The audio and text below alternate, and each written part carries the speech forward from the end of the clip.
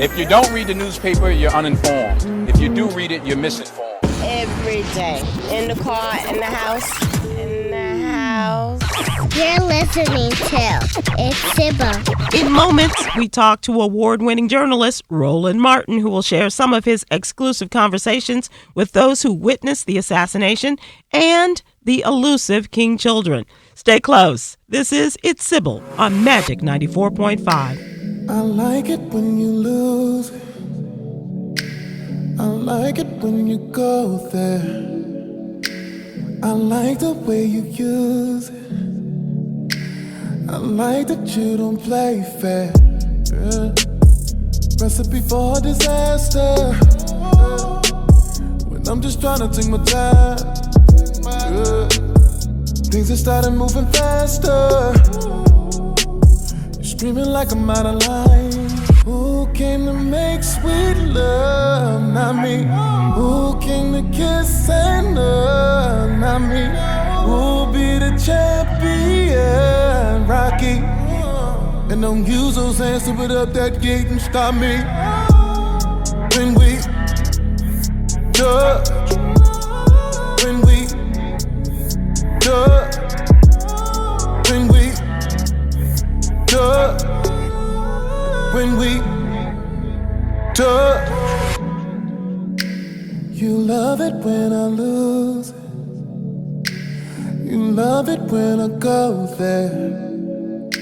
You love the way I use it. You love that I don't play fair. You end up calling me master. Say this universe is mine. Yeah. When we're done, it's a disaster. Yeah, end up like this every time. Who came to make sweet love? Not me. Who came to kiss and love? Not me. Who'll be the champion? Rocky. And don't use those hands to put up that gate and stop me. When we touch. When we touch. When we touch. When we touch. I could be aggressive. I can be a savage. I just need your blessing. Say that I can have it. Yeah. When we touch. When we touch. Roland Martin is my spotlight guest as we mark the anniversary of the assassination of Martin Luther King Jr. this morning on It's Sybil. Now, Roland, what strikes me is you're a part of this historical move to commemorate Dr. King and, of course, the moment of his assassination. But you were born months after Dr. King's assassination. Yep. So what does this all how does this come to you in terms of the information you want to disseminate and that you're gathering in from those people who were there? Well, first, I call this, I call myself a post-civil rights movement baby because many say the movement really ended with Dr. King's death. And so we sort of do that. But one of the things that I've done over the past 3 months is really sit down and do lots of storytelling with individuals who work with Dr. King. And so the part of the live streaming we're going to be doing, we're going to be interspersing that with interviews that I've done with Sonona Clayton. She, of course, was a woman who traveled with Coretta Scott King all across the country when she was singing. She was one of the secretaries with the Southern Christian Leadership Conference, and she was the one who drove Dr. King to the airport when he headed to Memphis on that Monday before he was killed. Then I talked to Juanita Abernathy. Of course, she is the widow of Ralph David Abernathy, who was the right-hand man of Dr. King. I talked to James Lawson, Reverend James Lawson, who was the man who was the one who led the Nashville movement, who called Dr. King to come to Memphis to stand and support the sanitation workers. Talked to Bill Lucy, the great labor leader who worked with those sanitation workers to get their rights. Sat down and talked with Reverend C.T. Vivian, of course, who worked with Dr. King and SCLC. Sat down and talked with Reverend Jesse Jackson Jr., Ambassador Andrew Young, Martin Luther King III, Bernice King, two of his children. Also, we talked with Dorothy Cotton, who was the only woman in the inner circle of Dr. King, who also led the citizenship education program, which was arguably the most important program with SCLC. And so these individuals, one of the reasons why I wanted to talk to them and get their stories is because out of all of them, Reverend Jackson is the youngest at 76. Right. And so we're talking to people, and I already interviewed Harry Belafonte. We're talking about people who are 80, 82, 85, 86. I mean, we tried to get Reverend Joseph Lowry a couple of times, but he was ill. And look, he's 95. And so the reality is, Harry Belafonte, he's 91. Yeah. And so these folks are not going to be with us, for a long time. And so it's important for us to get their stories while they're still lucid and while they're still able to share these thoughts for future generations.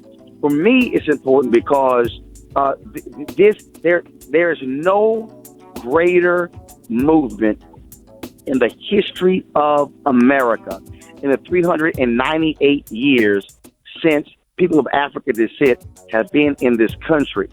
There's been no greater movement than the Black freedom movement, some call it civil rights movement. And so we still are doing things and learning things today that we even didn't know of. The Dreamers studied SNCC. LGBT folks studied the Black freedom movement. The women's movement followed right after the Black freedom movement. Right. And so I think it's important for Black folks especially to understand that we were the creators of the most powerful movement that brought down Jim Crow. That as Dr. King would say, and Andrew Young would always constantly tells me, Dr. King said, Black people, we're going to redeem the soul of America. And so we can still learn from that movement and from those people, their courage and their tenacity, but we need to be able to hear the rawness of those stories to want to appreciate where we are today. So, Roland, what was probably the one or two conversations that you had that had the greatest impact on you as you prepared for this? Or is that even fair to ask you that? Each one in itself was stunning, was amazing.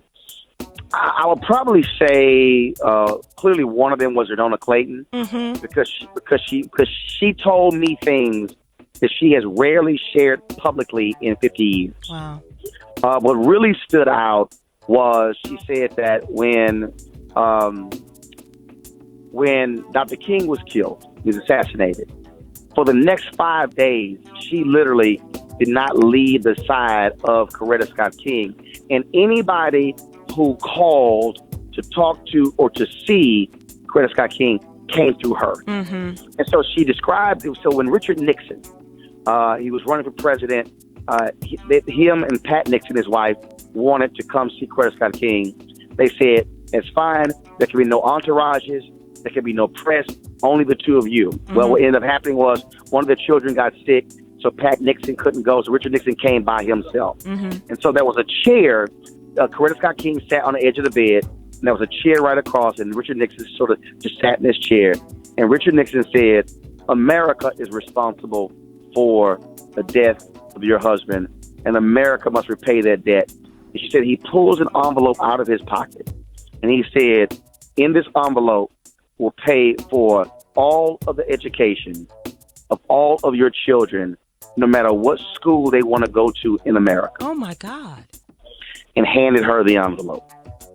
She said when Robert Kennedy called, she said everybody who called would say, whatever we can do, let us know. She said Robert Kennedy didn't do that. Robert Kennedy called. He said, Mrs. Clayton, I've been trying to reach Mrs. King for the last several hours. The line has been constantly busy.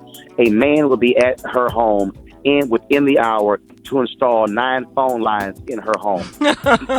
He said, secondly, there's an airplane that's at the airport right now. Wherever Mrs. King wants to go on a moment's notice, that plane has been directed to fly her there and stay with her no matter what. He said the third thing is, he said, I want you to lock up every single hotel room in the city of Atlanta, because dignitaries from around the world are going to be coming in to Atlanta for the funeral. He said, Mrs. Clayton, my family has experience with this type of thing. And so, and then she told the story of when they had to, because Kennedy also told her that she was going to have to go and get suitable attire for Coretta Scott King for the funeral.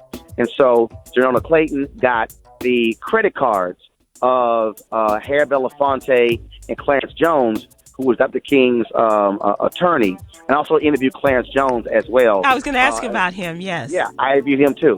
See, I interviewed so many of them, I can't remember all the interviews. Right. Plus, I interviewed Congressman John Lewis and the Congresswoman Eleanor Holmes Norton as well. So she got the business card. So she goes to, so she picks out hat, clothes, everything for Coretta Scott King to wear, and then she goes to the counter, and the guy says, he asked her, and she said who it was for, and the store owner said, "Ma'am, no ma'am, I cannot. It would be unconscionable for me to accept money." So everything, all of that, the store owner gave her. So when she came back, she gave the credit cards back to Clarence and Harris. They were like, "Well, where are the receipts?" They said, "No receipts. The man just gave it to us for free." And so but this is the last one. It was stunning. So when they saw the body for the first time, the funeral home did a horrible job. Now, she said that the Black Mortuary Association called, and they were prepared to send their best body technicians from around the country to take care of the King's body.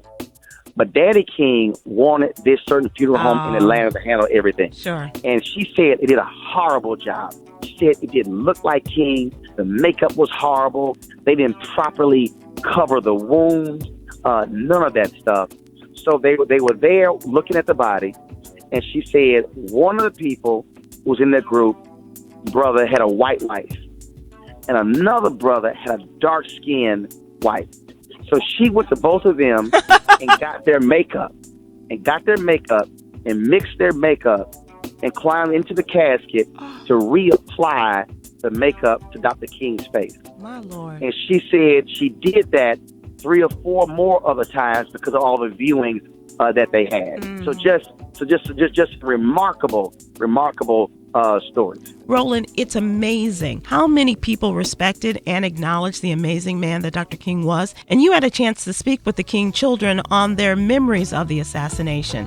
So please stay with us, because I want you to share those conversations with our audience just in a few moments on It's Sybil.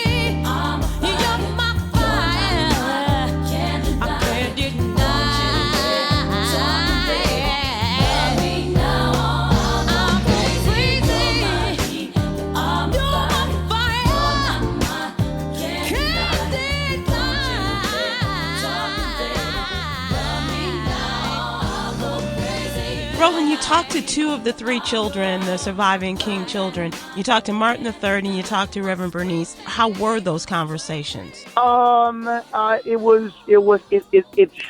I don't think people understand. It's hard to talk to kids about their daddy being killed. Right. You know, because each person I talked to, I wanted them to recount for me what happened on April 3rd and then what happened on April 4th. Mm-hmm. Bernice said she has virtually no memories of the funeral because she was the youngest. Sure. What she remembers is that when her mom came and told her that their daddy would not be coming back home again and that she would not hear from her daddy again. What everybody forgets is that King preached his own eulogy 2 months before he was assassinated. So at his funeral, they replayed that sermon. And Bernice says she remembers sitting up going, Daddy?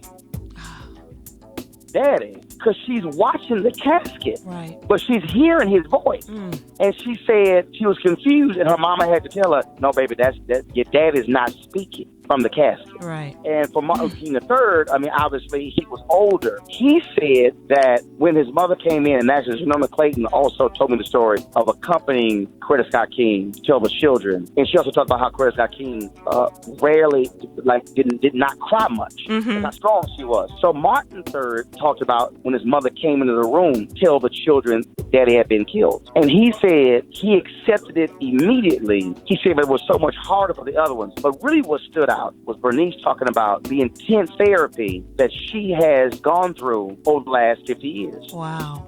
And when she said it, I remembered, but I totally forgot. When she said, Roland, everybody forgets that my daddy's brother mysteriously drowned the next year. That's right. A man who was an expert swimmer, there was no water found in his lungs. She said, no, he was killed. Right. He was murdered. But then, a few years later, the grandmother was shot and killed by a crazy-raised white man as she played the organ in church. She said, so Roland, we experienced 3 traumatic deaths in 11 years.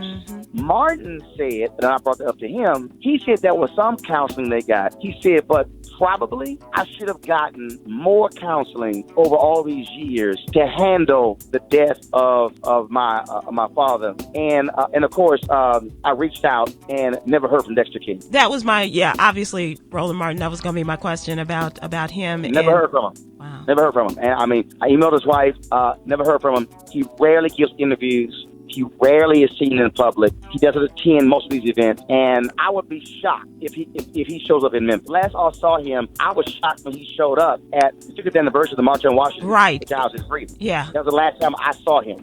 So whether Dexter shows up or not, Roland, the King children have really been a wonderful reminder of their father's legacy, right? And Roland, whether you realize it or not, you're an important part of this post-civil rights generation, as we call it. So next, Mr. Roland Martin, I'd like for you to share what drives your passion for telling the story of the MLK assassination. When we come back next, more of It's Sybil on 94.5.